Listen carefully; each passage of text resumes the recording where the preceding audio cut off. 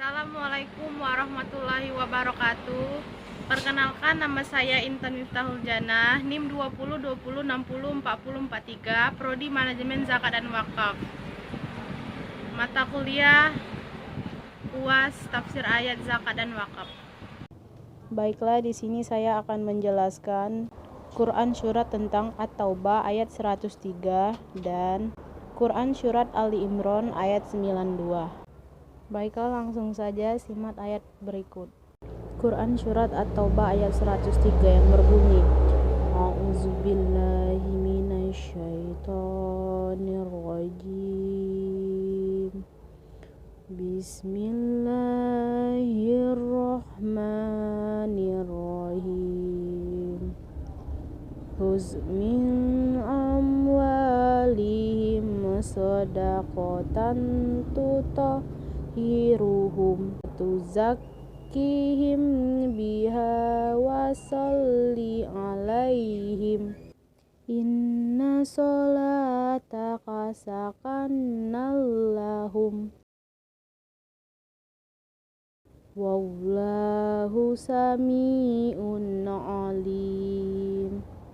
Artinya, ambillah zakat dari harta mereka guna membersihkan dan menyucikan mereka, dan berdoalah untuk mereka. Sesungguhnya doamu itu menumbuhkan ketentraman jiwa bagi mereka. Allah Maha Mendengar, Maha Mengetahui. Selanjutnya Quran Surat Ali Imran ayat 92 yang berbunyi, A'udzubillahi minasyaitonirrajim. Bismillahirrahmanirrahim. Lan tanalur birra hatta tunfiqu mimma tuhibbun wa ma tunfiqu min syai'in fa innallaha bihi alim. Artinya, kamu tidak akan memperoleh kebijakan sebelum kamu menginfakkan sebagian harta yang kamu cintai, dan apapun yang kamu infakkan tentang hal itu, sesungguh Allah Maha Mengetahui. Baiklah, selanjutnya saya akan menjelaskan tentang Asbabul Nuzul Quran Surat At-Taubah ayat 103. Ayat ini diturunkan berkenaan dengan apa yang dilakukan oleh Abu Lubabah dan segolongan orang-orang lainnya. Mereka merupakan kaum mukminin dan mereka pun mengakui dosa-dosanya. Jadi setiap orang yang ada seperti mereka adalah seperti mereka juga, dan hukum bagi mereka juga sama. Mereka mengikat diri mereka di tiang-tiang masjid. Hal ini mereka lakukan ketika mereka mendengarkan firman Allah Subhanahu wa Ta'ala yang diturunkan berkenaan dengan orang-orang yang tidak berangkat berjihad, sedang mereka tidak ikut berangkat. Lalu mereka bersumpah bahwa ikatan mereka itu tidak akan dibuka melainkan oleh Nabi Muhammad SAW sendiri. Kemudian setelah ayat ini diturunkan, Nabi melepaskan ikatan mereka.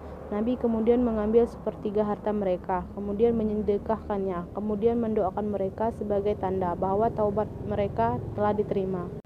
Ibnu Jarir meriwayatkan dari Ibnu Abbas bahwa Abu Lubabah dan kawan-kawannya yang mengikatkan diri di tiang-tiang masjid ketika mengakui dosa-dosa mereka, dan Allah pun telah mengampuni mereka.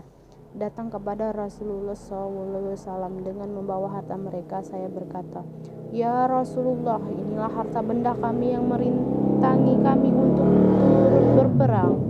Ambillah harta itu dan bagi-bagikanlah, serta mohonkanlah ampun untuk kami atas kesalahan kami. Rasulullah SAW menjawab, aku belum diperintahkan untuk menerima hartamu itu. Maka turunkanlah ayat ini. Khuz min amwalihim shadaqatan tutahhiruhum.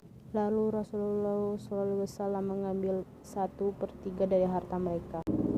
Dalam riwayat lain disebutkan bahwa sebab turunnya ayat ini adalah sebagaimana yang diriwayatkan oleh Tabrani dan Baihaqi bahwa Salabah bin Hattab meminta doa Rasulullah, Ya Rasulullah, berdoa kepada Allah supaya dia memberi rezeki harta pada saya. Kemudian berkembang biaklah doa tersabah hingga dia tidak sholat Jumat dan ikut jamaah. Lalu turunlah ayat Surat At-Taubah ayat 60. Dua makna mufradat. A. Surah At-Taubah ayat 103. Huz, ambillah, min, dari, amwalihim, harta mereka, sodakotan, untuk zakat, yang membersihkan mereka, tutohiruhum, mensucikan mereka, tuzakaihim, dan wa, dapat akan kado, solah, dan wa, artinya, biha, sesungguhnya, inna, atas mereka, alaihim, adalah, sakanna, doamu, solawataka, wa, bagi mereka, ketentraman jiwa maha mendengar, sami'un, Allah, dan maha mengetahui, alim, inna solawataka sakan, sesungguhnya doa kamu menjadi ketenangan jiwa, rahmat. Menurut suatu pendapat, yang dimaksud dengan sakanun ialah ketenangan batin lantaran tobat mereka diterima. Lahum, bagi mereka, dan Allah maha mendengar lagi maha mengetahui. Surah Taubah ayat 60. Innama, hanyalah, innama sodakotan, hanyalah bagi orang-orang yang fakir, lil fuqaraa, dan wa, orang-orang miskin, al masyakini, dan atas zakat, alaiha, para pengurus. Maha bijaksana, zakat membersihkan mereka dari kegigiran dan cinta yang berlebihan terhadap harta, dan zakat menyuburkan sifat-sifat kebaikan dalam hati mereka, memperkembangkan hati mereka. Innama sodakotan, sesungguhnya zakat yang diberikan, lil fuqaraa, hanyalah untuk orang-orang fakir, yaitu mereka yang tidak dapat menemukan peringkat ekonomi yang dapat mencukupi. Wa al masakini, orang-orang miskin, yaitu mereka yang sama sekali tidak dapat menemukan apa-apa yang dapat mencukupi mereka. Wal amilina alaiha, pengurus zakat, yaitu orang yang bertugas menarik zakat, yang membagikannya, juru tulisannya, dan mengumpulkannya. Wa al mawallafati qulubuhum, para mualaf yang dibujuk hatinya supaya mau masuk Islam, atau untuk memantapkan keislaman mereka, atau supaya mau masuk Islam, orang-orang yang semisal dengannya, atau supaya mereka melindungi kaum muslimin. Wafi, dan untuk memerdekakan, ar-raqabah, budak-budak, yakni para hamba sahaya yang berstatus mukataf. Wa al-qarimin, orang-orang yang berutang, orang-orang yang mempunyai utang dengan syarat bila ternyata utang mereka itu bukan untuk tujuan maksiat, atau mereka telah bertobat dari maksiat, hanya mereka tidak memiliki untuk melunasi utangnya, atau diberikan kepada orang-orang sedang bersengketa demi untuk mendamaikan mereka, sekalipun mereka adalah orang-orang yang berkecukupan. Wa fi sabilillah, untuk jalan Allah, yaitu orang-orang yang berjuang di jalan Allah tetapi tanpa ada yang membayarnya, sekalipun mereka adalah orang-orang yang bercukupan. Wa abni sabilih, dan orang-orang yang sedang dalam perjalanan, yaitu orang yang kehabisan bekalnya. Faridotan, sebagai suatu ketetapan yang diwajibkan. Lafaz faridotun dinasabahkan oleh fiil yang keberadaannya diperkirakan. Allah, dan Allah maha mengetahui makhluknya, lagi maha bijaksana dalam penciptaannya. 3 makna ijmali. A. Surat At-Taubah ayat 103. Islam bukanlah agama ibadah, zikir, dan doa saja, melainkan agama kepedulian terhadap fakir miskin dan pendanaan kepentingan sosial. Bahkan salah satu dari kewajiban setiap orang muslim adalah membagikan sebagian dari harta kekayaan kepada fakir miskin. Dari ayat tadi terdapat 2 pelajaran yang dapat dipetik. A. Mengeluarkan zakat merupakan bukti kejujuran seseorang atas pengakuan imannya kepada Allah Subhanahu wa taala. B. Dalam menilai perbuatan baik orang lain, kita dituntut untuk bersyukur kepada Allah dan termotivasi untuk melakukan perbuatan yang baik. Bahkan Rasulullah SAW mengucapkan salam dan mendoakan orang-orang melakukan zakat.